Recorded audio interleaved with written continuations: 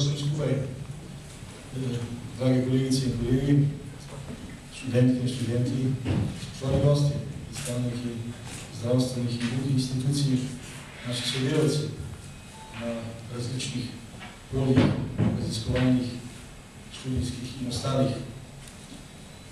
Povedano je bilo, da naj položim nekaj lepih misli v Zigelko-simulacijskem centru in samo po sebi se ponuja najprej iskrena čestitka vodstvu, spoštovani gospod dekani, dr. Plazarjevi in njenim sodelavcem za odločitev in izpeljavo tega pomembnega nakupa in inauguriranja. O Visoki šoli za zdravstvo ne bomo več dolgo govorili, predvsem ne s tem izrazom, s tem naslovom, ampak bomo uporabljali izraz Fakultete za vede o zdravju. Upam, da vas nisem več prestrašil s tem prvim delom stavka.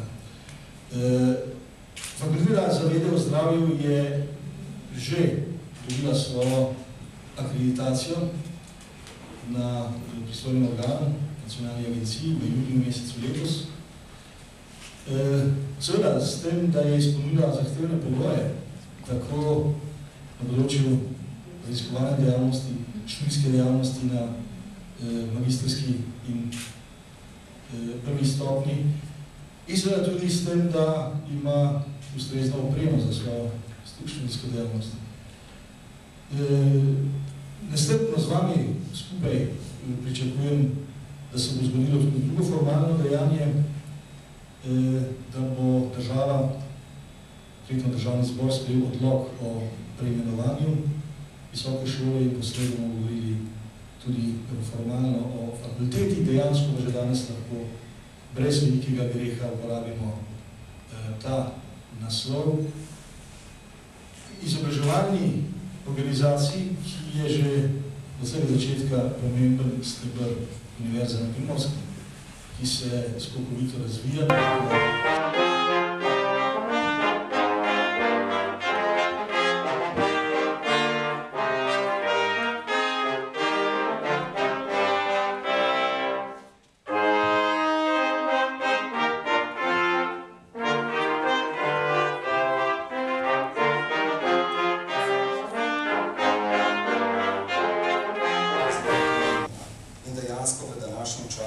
si ne moremo več prizadevati, da bi se lahko učili pacijenti.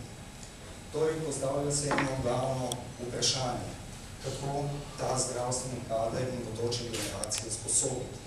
Saj na koncu konca naša glavna naloga je zagotoviti varnost na času. Potrebovali so drugačne metode poučevanja. Mi so živeli v takšnem času, kot danes, kjer imamo zelo visok tehnološki razvoj, predvsem računalniški sistem. Današnje generacije pa dejansko od majhnega živijo s tem. In zato tudi nekako pričakujejo, da bo vsa sodobna tehnologija vključena v njihov proces poučevanja. Zato dejansko se pričakuje tudi, da se bodo razvijale in da bodo tudi implementirane nove metode, nove pedagoške metode, in dokazali, da se velike napake ustvarjajo. Vendar, tudi to je bistvo same simulacije. Na napakah se učimo in še enkrat poudarjam, skozi simulacijo dejansko imamo to možnost, da delamo napake, popravimo in dosežemo takšen nivo pri študentih, ki ga tudi sami želimo, preden odidejo v klinično prakso. Tukaj malo izvajajo zdaj reanimacijo, napihovanje, zunanje masaže srca, napihovanje. Tukaj boste videli izvedbo defibrilacije.